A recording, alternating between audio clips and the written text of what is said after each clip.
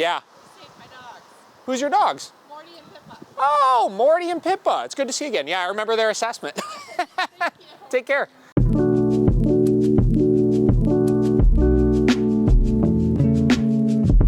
You got the boys together. We've had them, yeah, we kind of did the homework thing. We've had them together for Nice. At least, maybe not an hour, but at least over a half hour. Yeah. And then a few times I had him where he, with no muzzle. The good thing is that we're never going to go back to how it was before, because often how we were living before led up to a lot of those issues. And I know you said like for 7 days or so it was like perfect, and it was like a dream come true. And then shit hit the fan. So our goal is to never go back to that time. So now we've put into place the structure needed and the communication system with both dogs, and we can really thrive from here. And I even think something that might be good is one person walking both of them. I think that's definitely possible. We'd still want to be on their muzzles for the first couple of times, and it doesn't mean that we have to do it this way, but I want to show you that it's completely possible to walk them together. We, again, like David was saying per our last session, we have to get on them super hard for any reactivity though. So if we're walking, obviously we'd have them on muzzle, we'd take the precautions to see what they were like. I know you said you had a little incident with Gunner, with that woman. So we'd have to look at things like that and any reactivity toward people, and we'd have to completely shut that down so they're in their walking state that they're really compliant and they're with us.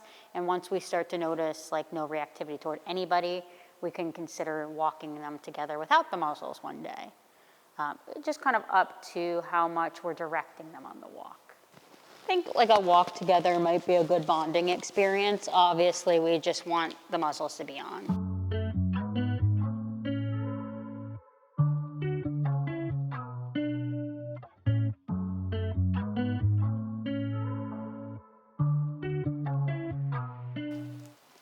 I'm just gonna kind of get them warmed up together, sharing the same space. And again, if we take the precaution of having them on the muzzles, we can push a lot of these things that we normally would not do.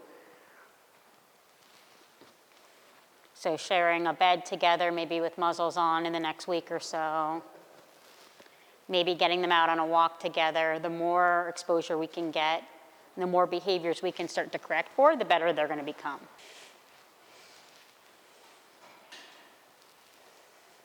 Good boys. Yeah. Neither of them had the reaction. I remember last time we were here, the dog over here, they were getting a little bit antsy about.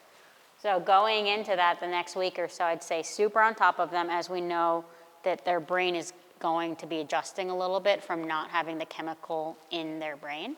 So be super strict with them, and I know it can be difficult, but pick those things, those naughty behaviors, rushing toward the door, rushing toward the window. Yeah, for the people at the door, obviously that reactivity, if we're gonna move forward with certainly get the boys off muzzle, get them coexisting with each other, we have to control the reactivity.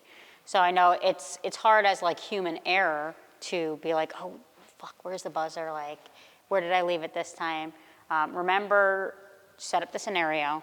So maybe for the next 5 days, force yourself to wear it around your neck around the time the mailman's coming. So you have every opportunity to address the behavior and shut it down. Again, no lower than 100 for that. We want him to move through this process pretty quickly. If he is in the barking process, I want you to mark with no, and your no buys you the time to go do it. So if I said no to him and he's barking, even if by the time I go to get the remote, if the barking has stopped, I'm still gonna give him the correction because I said no in the moment that he's performing the behavior we don't wanna see. So a lot of people get confused there because they're like, why would I correct if the dog's behavior is not stopped? But if he hears the no, he's gonna be like, crap, I effed up, yeah. So try to force yourself this week, maybe spend the next 5 days saying that's your biggest goal, is to squash the reactivity in the house. No? Come. Good. And I'm trying my hardest to avoid saying NO when I'm working them in a session like this together, because the dog that's doing the right thing, you can see, has the reaction to hearing the word no, and they think that they made the mistake. It is really hard, so I have done it a couple times, but I'm trying to catch myself and just go straight to the correction rather than marking with no in that moment. Doesn't apply if we're doing things in the house and one of them is barking, just in kind of like an obedience way. I mean, moving past some of these really, really like high ticket issues is not going to be rainbows and butterflies and happy wagging tails. It takes a lot of hard work to get here. No. And that's what we want to see, is that they might not appear to be happy and go with it, and they're like, this is great, I get corrected if I mess with my brother. They're like, I just want to focus on listening. And over time, the more confident he gets with us being dependable and holding him accountable, the more he's going to open up. And can I pet them? I wouldn't pet them, still don't add affection into going together, because I don't want it to be any competition. I want them just to focus on listening. Affection can be something done individually for the dogs, and that can be a way that we're still having our relationship with them, but we're not adding anything that they might start to get jealous of. Especially because you mentioned Junior sometimes gets a little jealous. I'd still do the individual training if you feel like that one dog is doing better than the other and get their skills really proficient. But I'd like you to start working them together as well. Get them together as much as you can. I like what you're doing with the bed stays, having one of them on the bed stay, and maybe practice that with Gunner this week. Put him on the bed stay, walk Junior around, go to the door with Junior, all things that may trigger Gunner to get up. And practice those things. Definitely get on Junior's reactivity this week as best as we possibly can. That could probably be relieved within days if we're really consistent about it. Just to help kind of keep the energy, that Zen energy in the house. So although a dog may be performing behavior that's not egregious, he's running to his crate, it's not bad. I feel like he's like running to a different bed. Sure, but it's not what we're asking him to do, and we have to clarify to him exactly what we want. So I would tell him no, correct him, and stand closer to the desired bed and say bed. So there's no questioning. He's not like, where do you want me to go? With the motion, us being right there, we're kind of directing him there. Yeah. I'd correct him. He knows. Sure. I think he thinks he can just run to his crate. Yes, yeah. He's safe. Never take that as an answer, because if there's two answers to what we're asking him to do, he's going to be confused about what answer you want which time, and he can almost never get it right. Maybe you tell him crate and he goes to the bed, and then he's like, what the hell? Like, there's two answers to this. So just clarify that to him. You can also close your crate door when you're going to practice your bed, just to reduce that from happening.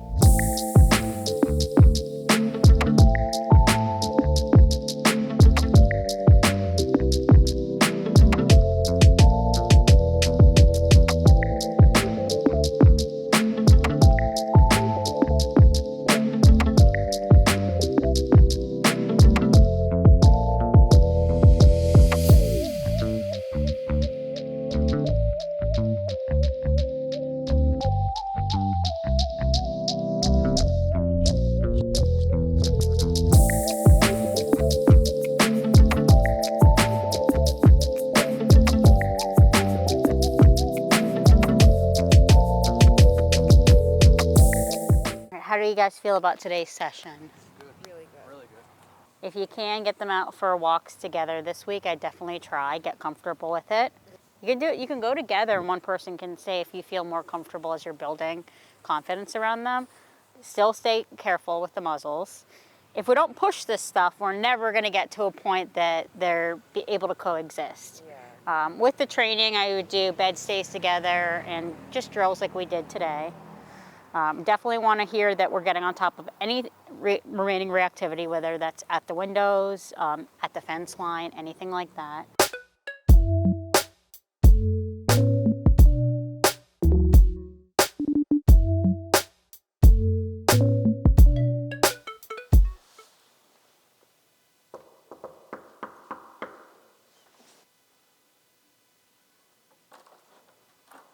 Beautiful. Bed. Oh, no. So mark with no, give your correction, and then take her back. I know. You're excited.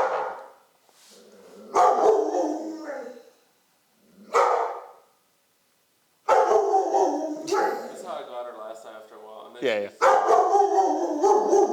complained. That's all right. So why don't you go ahead and walk back over to her? Tell her no. No.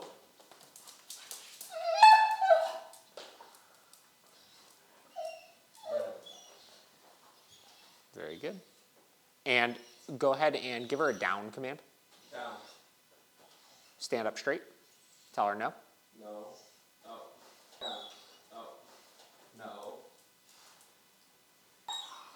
Back. Perfect.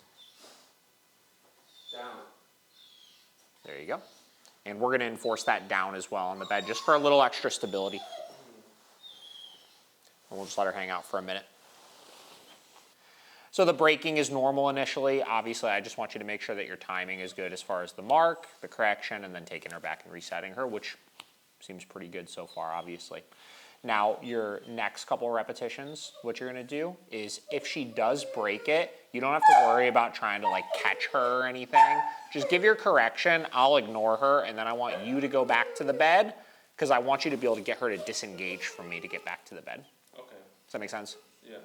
And this is the normal stages of like, obviously you really weren't able to have people come over with her before, so you never got to work on these little details like the jumping or the repeated sends to the bed and stuff. So she's just frankly just not practiced in it, you know? No, you're right. Like, I mean, the times Yeah. I tried to bring people over, Yep, I definitely did it much differently. sure, which is fine, you know? The time where I was just like, let's try to give her a bunch of chicken and let's try to make her lay over there. Yeah. Like, Inconsistent routines can also create a lot of frustration. You know, if like sometimes we do it that way with like a lot of chicken or treats or something, or sometimes we're trying to make her hold a command, or sometimes we're just having her free with a muzzle on or whatever, you know. She never knows what to expect when people come over, you know. So it's like always something different. Like, should I like you? Should I not like you? Should I stay away from you? Should I expect rewards from you? You know. So the routine of implementing the bed stay, having her hold that for about 15 to 20 minutes when people come over, and then allowing her to interact with the rule of like you just can't jump, right, or things like that. That's what really helps you get to a place where the dog just knows every time somebody comes over, this is all I need to do, right? This is my routine. As long as I follow it, there's no consequences or anything for it. And once I settle down, I can go and be a part of things because she is a social dog, right? Like she does like to interact, right? It's just she's got that initial territorialness over the house that the routine will help you to be able to combat. okay. There you go.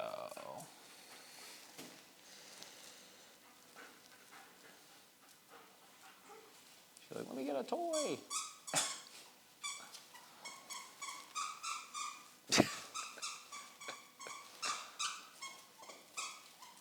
Bed?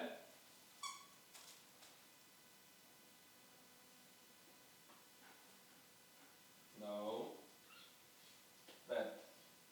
Give her a second. If she doesn't adjust herself, you'll correct again for that.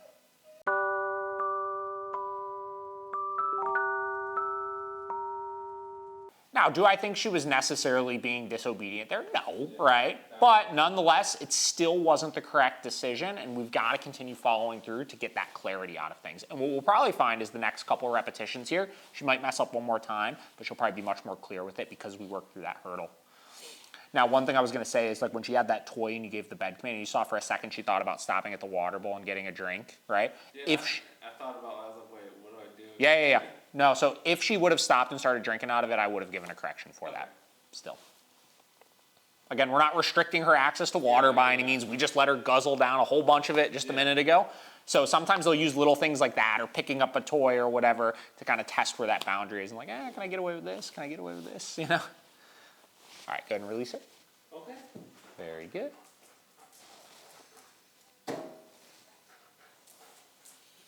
Back to the toy.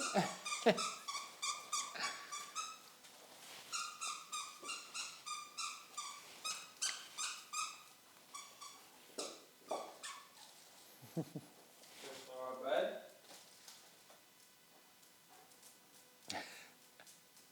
So much better about it, and I don't mind that she brought her toy over. Obviously, that's totally fine, as long as she gets on.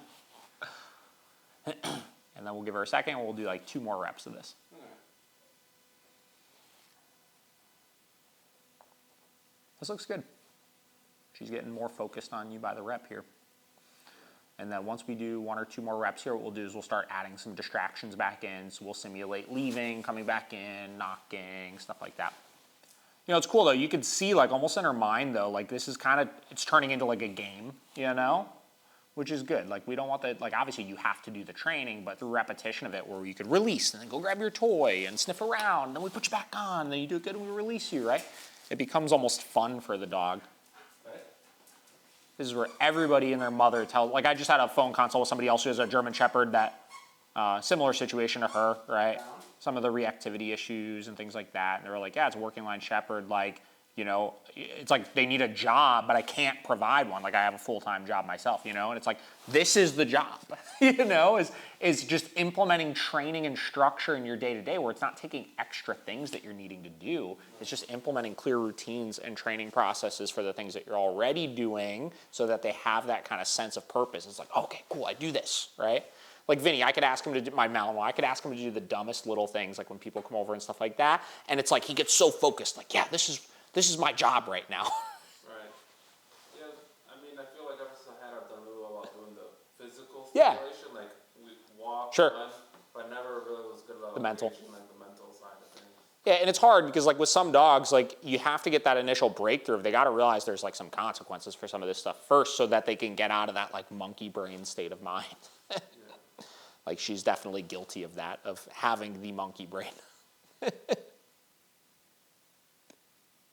She's like, what's that camera doing? And you can tell like little things as you have people come over. Like right now, she's a little apprehensive of the camera, you could tell, right? Yeah. Not doing anything wrong, but she was definitely like kind of side-eyeing it. Like, I don't know what's up with that, right? I look and when I'm like, Yeah, sure. Which is fine, right? She obviously worked through it fine. She softened up a little bit. She's panting again. She broke attention away from it a couple of times. But this is the importance of, you know, because you haven't been able to have people come over in a structured manner, you're going to want to really overdo the having her on the bed so you can see little things like if the camera is walking around or whatever it may be. when she comes over, like, Yes should and they no. be talking to her? They- Because they're really frustrated. Sure. Like, when Yeah. they came over and they're talking to her. Yeah, so obviously most of it is we want to hold our dog to a higher standard, right? So regardless of what my guests are doing when they come over the house, I do still expect my dogs are going to maintain position there. Whether somebody goes over and goes, oh my God, Sora, you're so cute, you're doing so good, right? Obviously that perked her attention up, but she needs to be mindful of you gave a command still, right? Now that being said, right, if I'm gonna hold her to a higher standard, I'm gonna try to be fair and hold my guests to a little bit higher of a standard also. Now that's not gonna mean like, oh, you can't move around the house, right? Or you gotta make it be known if you're gonna go to the bathroom or anything like that. It just means like, if she's minding her business over there, just leave her alone. You know what I mean? I'll set a boundary where it's like, don't go right up to her bed. Don't be talking to her and egging her on and stuff like that. Even though she should stay there still, we're gonna make it a little bit easier for her to be successful still. Yeah, go ahead and release her. We'll do one more. The cool thing you're seeing too is when you release her off, she's actually checking in with you before she even comes over to us, which is great.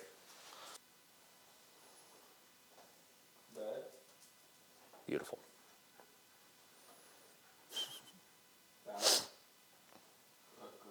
Awesome. So we're gonna start testing this. So I'm just gonna kind of walk around a little bit here. Obviously, if she breaks it, just correct her, take her back to it.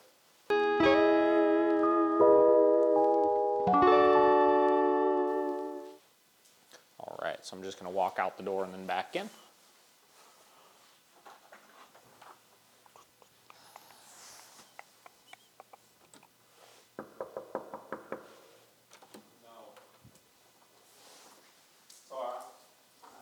So give your bed command.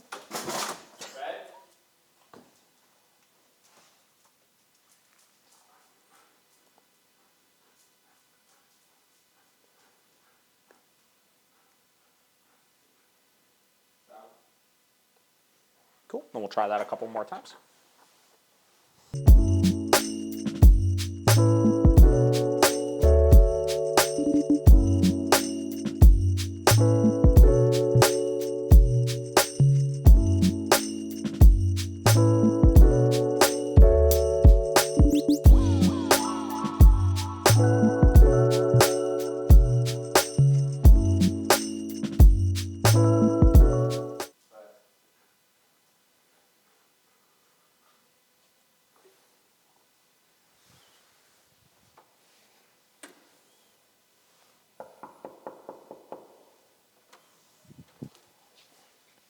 neighbors are probably like, why is somebody keep knocking on the door right now?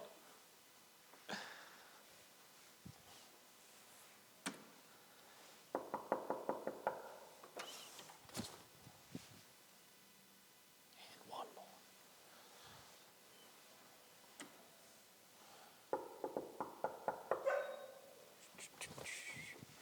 There we go.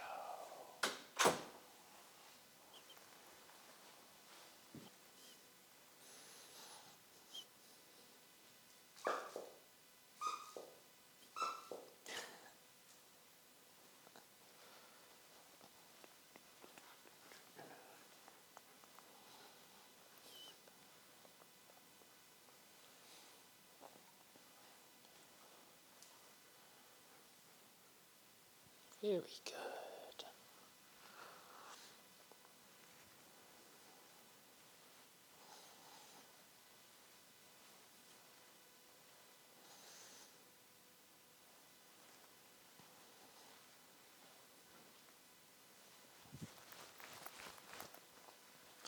All right, I'm gonna leave and then come back in one more time.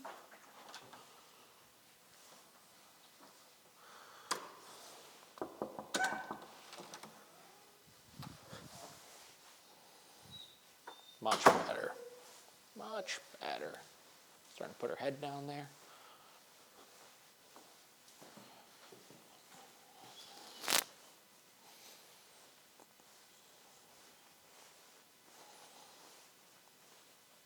Cool. You go ahead and release her. Okay. We'll let her hang out for a minute.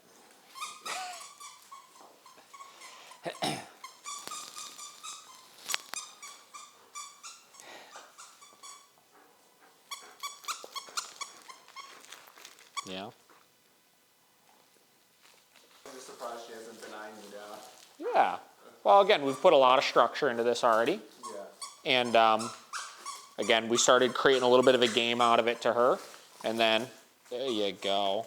On top of that, she got some corrections, obviously, for not listening. So we kind of have her in this like balanced, compliant state of mind right now. Oh. Bed?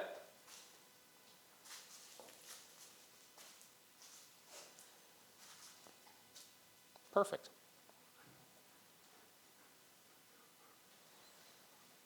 Good.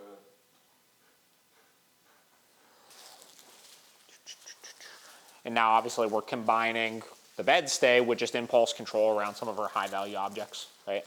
Yeah. Okay. And then once she's holding it nice, she can get rewarded with it.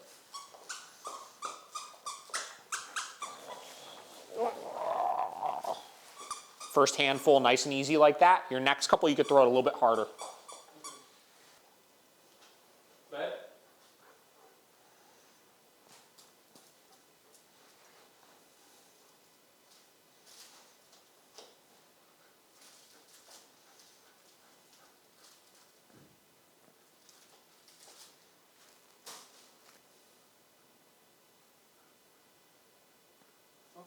Beautiful. Looks awesome.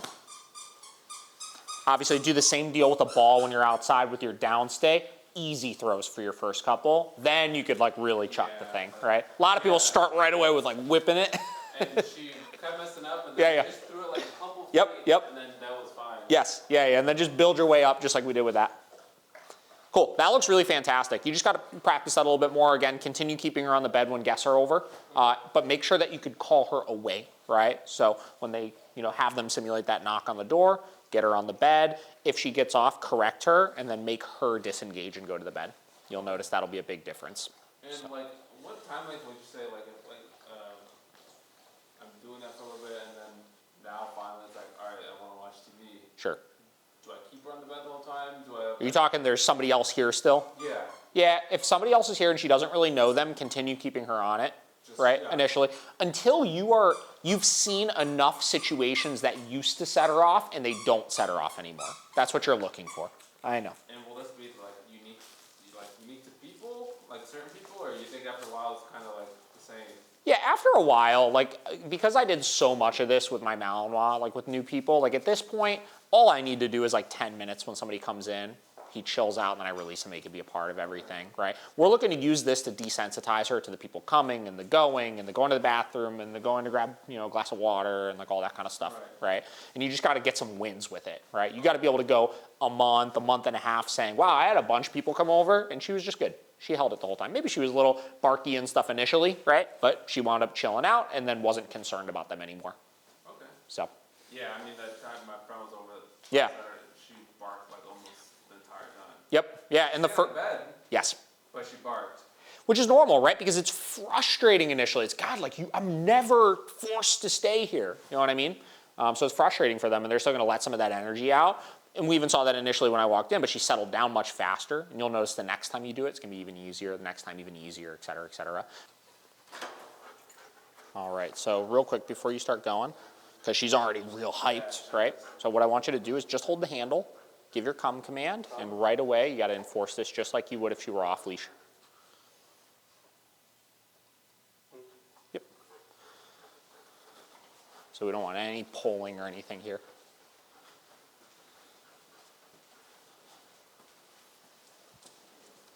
Especially obviously in like an apartment type setting and stuff. Then go ahead and put her into a down.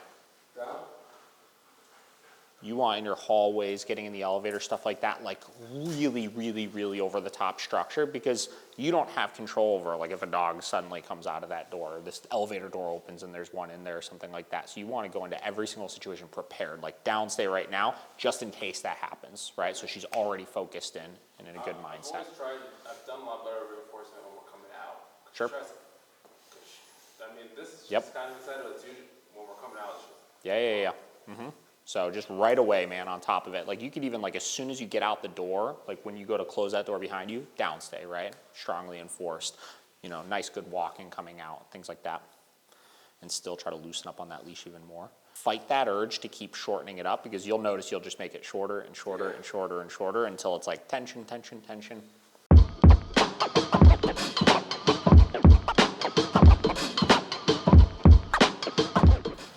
All this stuff kind of compounds onto itself, right? As we get things under control in the house and set better structure in the hallway, it'll make the walk easier. And as we get passing dogs on the walk easier, it'll make the other things easier, et cetera, et cetera. So it's a little ways down there. We'll go a little bit further, and then we'll give ourselves plenty of time to get her situated into position. And then we'll let that dog pass by. It's the other thing, I try to be aware of where I'm at, where, you know, if we were to go any further, it doesn't give me a whole lot of room to create any distance as the dog is passing. We're over here, I got a little bit more room for it, obviously. And then as the distraction's passing, keep your eye on her, not them. A lot of people watch the distraction and then they miss the second that the dog breaks command, and then they don't get their opportunity to correct. Keep your eye on her. There you go.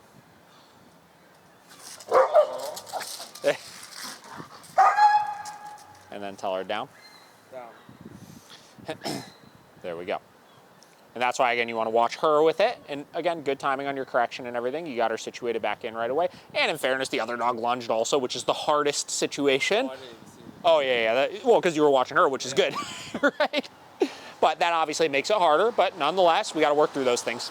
You know, you can tell she tried to keep it under control initially, but nonetheless, you know, the close quarters and the other dog reacting at her is going to make it the hardest situation. And you kind of just got to tackle them head on.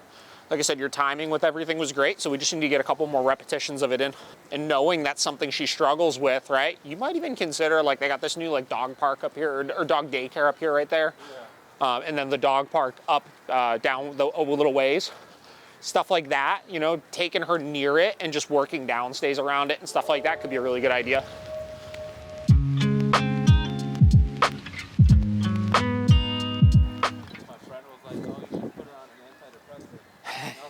I'd rather just Yeah. do the training and stuff. But the thing is, right, she's really not, you know? She's a German Shepherd, right? They're a very high energy, wound up breed, right? That's who they are. So the idea of like medicating them always kind of blows my mind, because it's like, you're trying to turn the dog into something that they're not, which is like a freaking Labrador or something, you know? Instead of just teaching them to control their impulses better.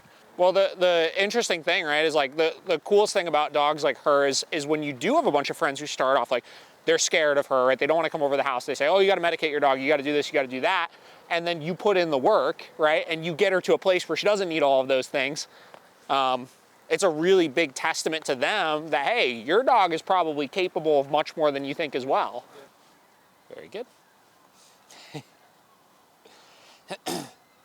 Nice. And we'll just chill here for a minute.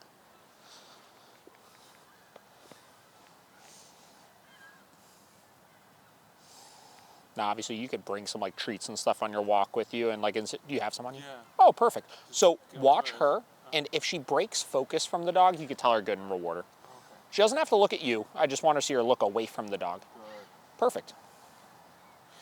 Yeah, I've been bringing the treats. Good. Because it, And still keep your eye on her.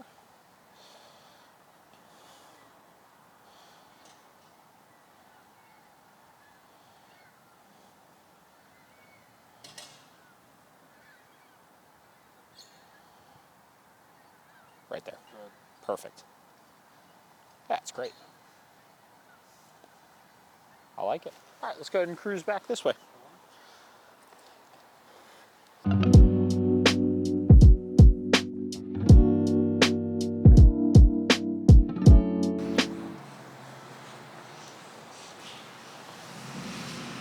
All right. Okay, so for first follow-up session, not too bad. She needs a little bit more work, obviously, with the bed stays with people coming over, but you got some drills, obviously, to start working on with it. And I think she did pretty well with them. So do the toy games just on your own with her, obviously. Play those, make sure she has good impulse control around them. Do it with your balls outside and stuff. When people are coming over, still do the bed stay, but just make sure she's disengaging. Give that correction, get her back to the bed, right? Okay. On your walk, I want you a little bit more strict on her, especially in the hallway coming down, downstay in the elevator, things like that. And make sure she's staying really, really focused in. The sniffing on the walk, obviously, things like that. And then implementing the downstay 100% of the time when you see another dog right now on your walk, right? So just like we talked about, we want consistency with what the expectation of her is when people come over, consistency in what's expected of her when we're passing other dogs. Use a lot of rewards when she breaks attention away from the dogs, and make sure you're giving the correction when she breaks it. So what we'll do is we'll do another follow-up. I'll come here again sometime next week, and we'll work the in-the-house stuff a little bit more, and then we'll see if hopefully we see a little bit more as far as dogs and stuff.